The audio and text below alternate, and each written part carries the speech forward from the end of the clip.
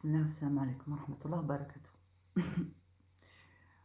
Donc, j'essaie d'enseigner pourquoi Allah n'a pas exclu euh, les chrétiens et les juifs de, de, de, de ses serviteurs. Pourquoi? J'essaie de vous expliquer, d'expliciter comment ça se fait que Allah accepte les adorations des chrétiens et des juifs ainsi que des musulmans. Il faut savoir, quand on connaît un peu le livre et qu'on l'a parcouru, alhamdoulilah, et qu'on connaît un peu la bonté, la bienveillance d'Allah Azza wa Jal. Quand Allah a révélé la Torah, il a imposé des lois, alhamdoulilah. Et ensuite, il a envoyé un messager et un prophète pour réformer une partie de la religion d'Allah. Une partie. L'Injil. Le livre, c'est l'évangile.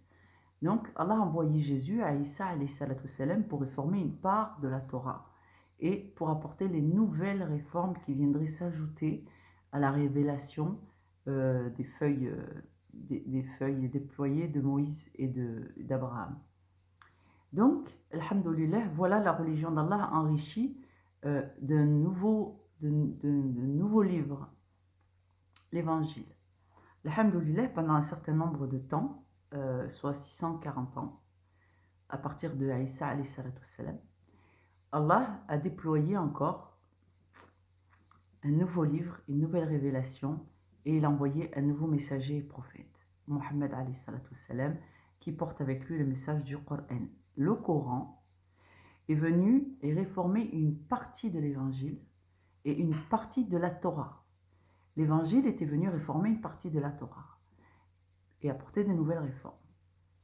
Ce qui fait que Allah, dans sa grande miséricorde, n'a pas réformé la totalité de la Torah et décrété la non-viabilité de la Torah.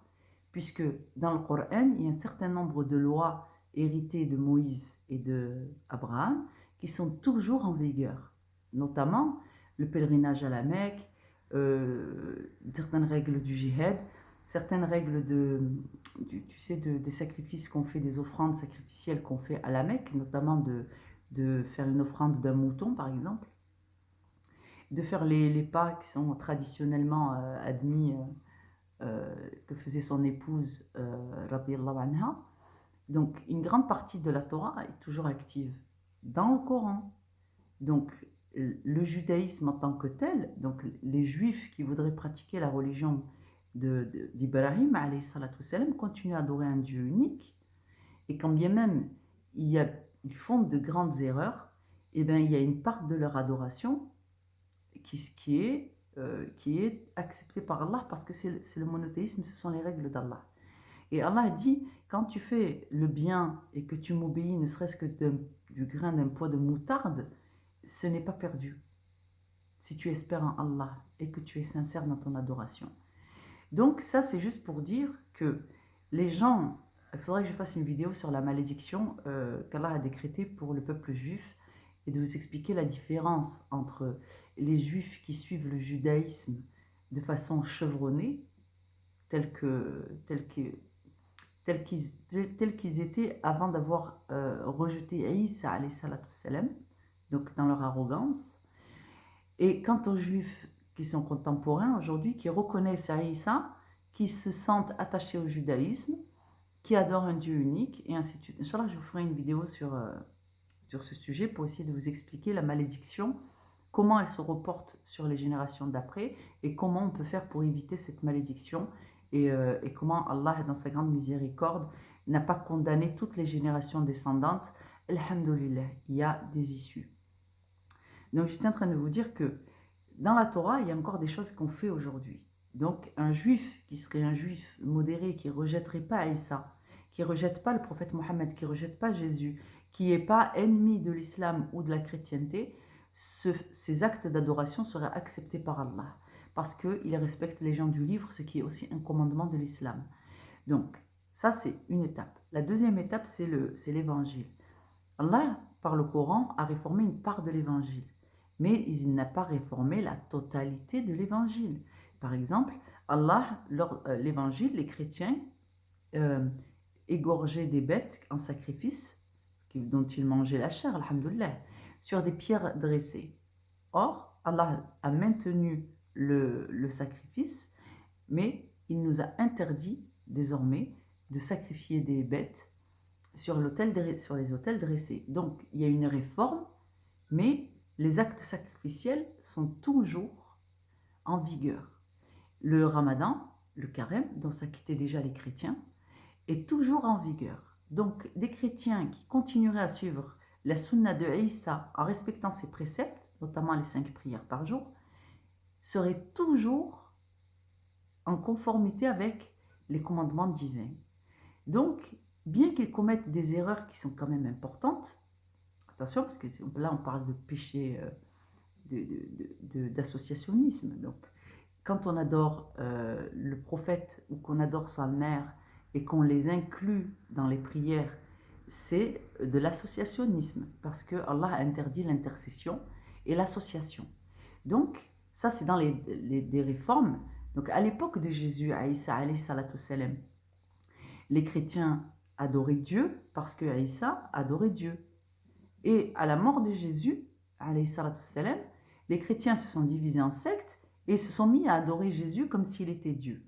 Donc ça, ce sont des choses qui se sont produites après.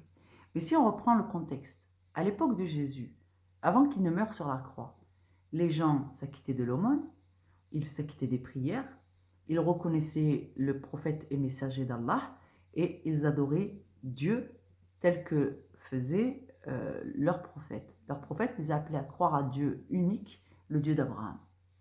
Et de la même façon, Jésus adorait Dieu comme Abraham lui-même avant. Les gens qui ont suivi Jésus à cette époque-là ont adoré Allah de la façon qu'Allah a commandé.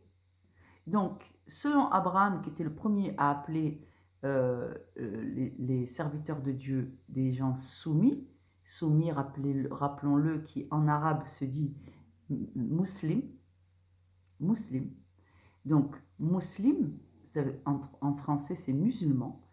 Donc, les musulmans, c'est juste la traduction du mot soumis, et Abraham est le premier à avoir qualifié sa communauté de soumis. Soumis à qui? Soumis à Dieu. Et Jésus, alayhi salatu salam, lorsqu'il a été envoyé pour sa mission, était lui aussi du nombre des soumis à Allah. Dieu a agréé le terme soumis dit par Sayyidina Ibrahim, par Abraham. D'ailleurs, je pense même que c'est Dieu qui lui a inspiré ce mot parce qu'il est le mieux choisi pour désigner un serviteur de Dieu. Et donc, Dieu a qualifié dans le Coran ses serviteurs de soumis. Quand Jésus, alayhi salatu salam, est venu faire sa mission sur terre, il a adoré Dieu tout en étant soumis à son autorité, à sa volonté. Et il a appelé son peuple, comme tous les autres prophètes, à adorer Dieu. Donc, les chrétiens de cette époque-là sont musulmans. Il faut le comprendre. Ils ont adoré Dieu de la façon que le prophète leur a enseigné. Dieu unique. C'est les générations d'après qui ont commencé à faire le signe de la croix. Ça n'existait pas à l'époque de Jésus. Jésus, avant de mourir, ne disait pas « nous, on va faire la croix ». Donc ça n'existe pas. Donc ça, c'est une innovation. Et c'est ce que Allah dénonce. Allah dénonce, les générations d'après se sont divisées en sectes. Et ils ont modifié, Satan y étant pour beaucoup, modifié une part des paroles, modifié même beaucoup. Et les gens se sont mis à adorer Jésus et sa mère, alors que Jésus et sa mère eux-mêmes adoraient Dieu. Et ils ont appelé à la religion de l'unique. Donc, pas d'intercession, nul associé, parce que Dieu se suffit amplement à lui-même. Et d'ailleurs, c'est une parole qui revient souvent dans la bouche d'Abraham, alayhi salatu salam, et Dieu suffit, car Dieu suffit à toute chose.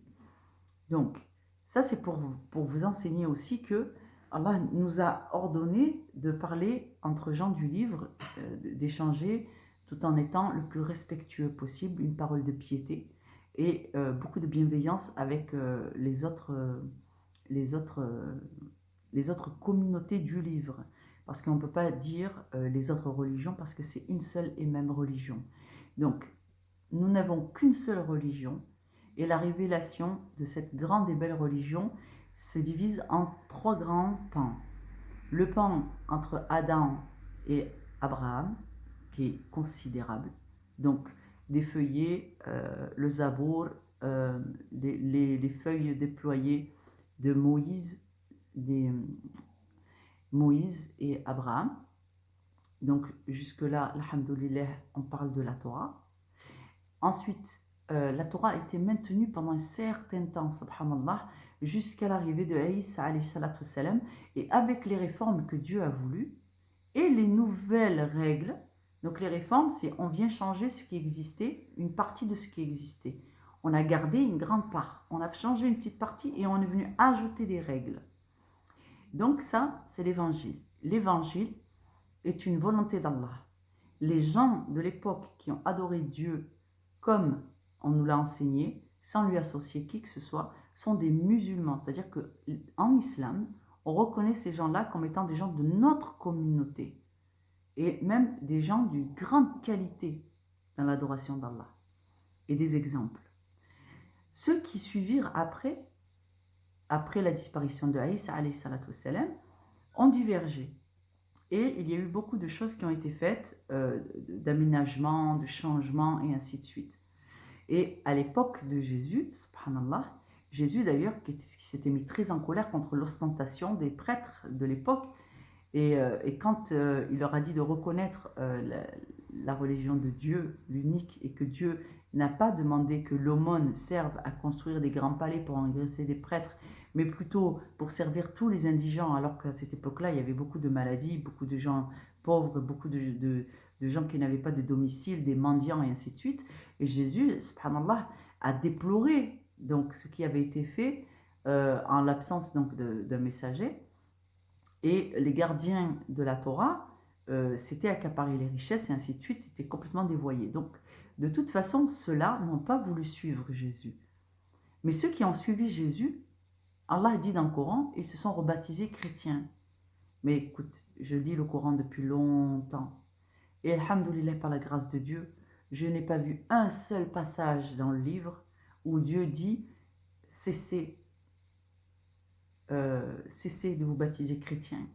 C'est une injure ou c'est... Non, jamais de la vie Allah n'a prononcé de telles phrases, en tout cas pas à ma connaissance dans le Coran. Allah n'a jamais déploré le fait que ceux qui ont suivi notre prophète Jésus se soient baptisés chrétiens. Ce n'est pas une polémique, ce n'est pas un problème. Dieu est au courant et Dieu n'a pas contesté ni, comment te dire, ni ne s'est mis en colère à ce sujet dans mon livre. En tout cas, moi je lis le Coran, il est là. Vous voyez, alhamdoulilah. Et je vous garantis que ça, il n'y a rien. Donc, on ne va pas reprocher aux chrétiens de s'être baptisés chrétiens, ceux qui ont suivi Isa alayhi salatu wassalam. Il n'y a pas de problème à ce sujet. Par contre, ceux des chrétiens qui ont reconnu le prophète Mohammed alayhi salatu wassalam n'ont pas commis l'erreur de ces prêtres de l'époque de Jésus qui ont refusé le Messie. Ceux qui ont suivi le Messie, alhamdoulilah, et qui ont été fidèles à la vraie parole d'évangile, pas la parole falsifiée, et ceux que le prophète Mohammed a su rappeler à l'ordre et à la religion de Dieu, eux se sont baptisés musulmans comme nous avait baptisé, Abraham. Mais Allah a légiféré ce mot musulman et il apparaît dans le Coran. Donc les gens qui suivent la religion de Dieu et qui ont accepté le dernier messager Mohammed se baptisent musulmans. Et ça, c'est la dernière réforme. Dieu a parachevé la religion, donc il n'y aura pas de changement. Les musulmans sont ceux qui suivent la religion de Dieu et qui acceptent tous les prophètes, y compris Jésus et Mohammed.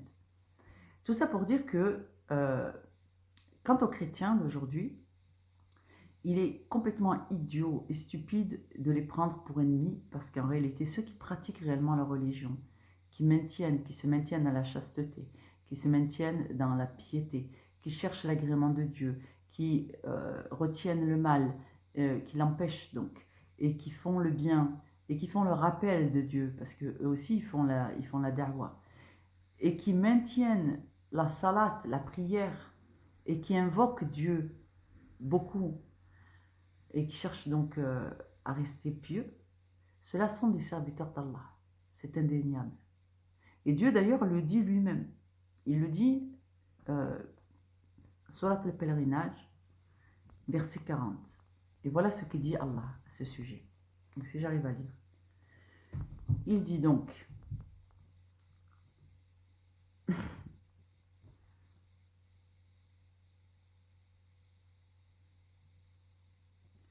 il dit, ceux qui ont été expulsés de leur demeure contre toute justice, simplement parce qu'ils disent Allah est notre Seigneur, Dieu est notre Seigneur.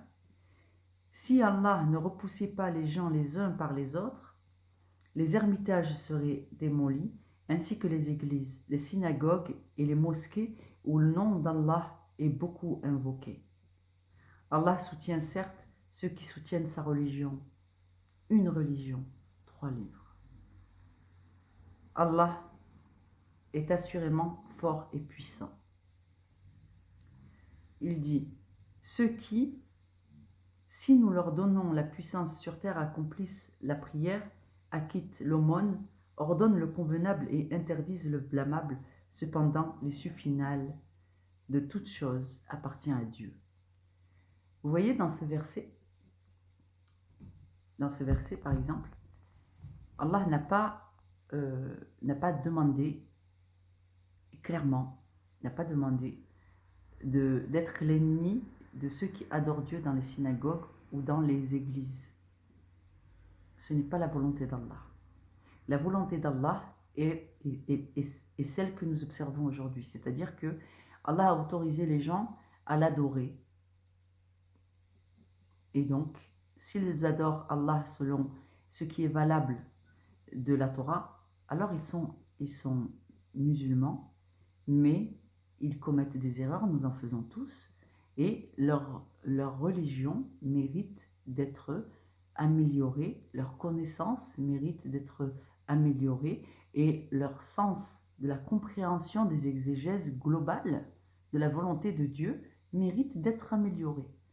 Et c'est là que nous avons une obligation qui est importante. C'est de rappeler que si Allah avait voulu, il n'y aurait qu'une seule religion. Enfin, il n'y a qu'une seule religion, mais il n'y aurait qu'un seul livre. Et dans ce livre, Allah aurait aboli toutes les règles et toutes les lois des 2 précédents livres. Et alors, effectivement, ils seraient tous mécréants. Mais ce n'est pas le cas. Donc, il y a une grande part de ce que font les juifs et les chrétiens qui est toujours d'actualité, et donc c'est une part de l'islam. Donc ces gens-là adorent Allah et ils commettent des erreurs. Eh bien c'est à nous de leur enseigner que par la miséricorde d'Allah, s'ils reviennent sur l'associationnisme et qu'ils fassent attention à ce péché capital, s'ils se maintiennent dans la droiture en évitant de dire des mensonges, comme par exemple une injonction qu'a fait Dieu dans le Coran sur laquelle il n'y a pas de... en fait, il est très explicite. Allah dit, et je reprends son intonation, qu'ont-ils à dire qu'Allah s'est attribué un enfant? Cessez! Peu s'en faut que le ciel ne se déchire à l'évocation de ces mots. Parce que Allah déteste le mensonge. Et donc, à l'époque de Jésus, il n'a jamais été dit de la bouche de son prophète de telles horreurs. Ce sont des mensonges. Et donc, Dieu, dans le Coran, rétablit la vérité au sujet de la Trinité. Et c'est ça, finalement, qu'on va pouvoir enseigner aux chrétiens. Méfiez-vous parce que vous suivez l'Évangile, mais les générations qui vous ont précédés se sont laissés fourvoyer, et parmi eux, des hypocrites qui ont falsifié sciemment l'Évangile. Donc, en fait, le vrai risque, c'est ça. C'est qu'il y a eu des gens qui sont très malsains, et il y en a à toutes les époques, les ennemis de la piété, les ennemis de Dieu, sont très nombreux, et ils ont précédé notre génération, et donc, du coup, il y en a pléthore. C'est ce qui fait qu'aujourd'hui, les chrétiens sont autant divisés, et qu'il y a autant de fanges de la chrétienté, et que nous, en tant que musulmans, nous avons autant de franges de l'islam, donc des franges, je ne sais pas comment on peut appeler ça, et que, pareil, pour le judaïsme, il y a beaucoup de gens qui divergent sur les autorités judaïques. Donc, il y a des rabbins qui sont très conservateurs, mais qui pratiquent vraiment et qui respectent les Écritures. Il y en a d'autres qui sont conservateurs dans le sens où ils sont intégristes, et donc aucune religion n'est valable si ce n'est le judaïsme. Et il y en a d'autres qui sont plutôt euh, des gens normaux en fait, qui aiment Dieu, mais ils aiment aussi Jésus. Et si on leur apprend que le prophète Mohammed est digne d'être respecté et qu'il était d'une grande sagesse et quelqu'un de très vertueux, eh ben je vous garantis qu'ils sauront l'aimer sans difficulté. Et donc reconnaître le prophète Mohammed n'est pas le problème pour la plupart des humains normaux. Ce sont pour les groupes sectaires que ça devient un problème. Reconnaître que le Coran est un livre qui émane de Dieu n'est pas réellement un problème ni pour les chrétiens ni pour les juifs qui aiment Dieu. Parce que dès lors que tu aimes Dieu et que tu connais sa parole, à la lecture du Coran, tu vas vite te rendre compte que ce livre aussi est authentique. Et que le prophète de l'islam, lorsque tu connais son histoire et le principe en fait, hein, tout ce jargon qu'il y a autour qui fait que eh ben, si on ne connaît pas le vocabulaire et qu'on vient un peu de loin, eh ben, on a du mal à comprendre. Eh bien, lorsque on arrive à s'intéresser à la vie du prophète Mohammed salam, de sa sagesse euh, à travers toutes les explications qu'il y a autour de sa vie et à la lecture du Coran, eh ben on se rend compte que ce sont aussi des livres véridiques et que le prophète était un véridique, alhamdoulilah. Donc c'est pas vraiment majoritairement ça le problème. Le problème c'est que dès que tu touches à la piété de quelqu'un, et là on ne remet pas en question, enfin, moi en tout cas c'est pas mon but, je ne remets pas en question la piété des gens. Je suis en train de remettre en question notre, notre héritage parce qu'il a été tronqué, falsifié et ainsi de suite, qui fait que les musulmans aujourd'hui pensent qu'ils doivent combattre les chrétiens et les juifs, ce qui est tout à fait faux. Et les chrétiens et les juifs ont peur des musulmans. Ça, c'est... Voilà. Et ça, je trouve ça assez déplorable parce que finalement, c'est divisé pour mieux régner. Et donc, ceux qui sont à l'origine de cette division extraordinaire, il n'y a qu'un Dieu, donc il n'y a qu'une religion. Et il y a une religion et nos prophètes sont les mêmes. Donc, il est évident qu'à un moment donné, il y a eu un petit guet-apens, là, même énorme. Eh bien, il faut retrouver qui est à l'origine, c'est-à-dire Satan. Et quand tu comprendras qu'en fait Satan divise et que Dieu unit, tu comprendras bien que Dieu a réuni 3 livres en un avec le Coran, 2 livres en un avec l'Évangile. Et donc, eh ben, voilà, les choses sont en fait défilent d'une façon assez logique pour les gens qui cherchent la vérité, Inch'Allah, et qui sont bien guidés. Allez, tabarakallahu fikum, qu'Allah vous protège, et tout ça pour dire qu'entre monothéistes, il vaut mieux rester soudés, se soutenir et être fidèle à la parole, Inch'Allah, qu'Allah nous facilite. Assalamu alaikum wa rahmatullahi wa barakatuh.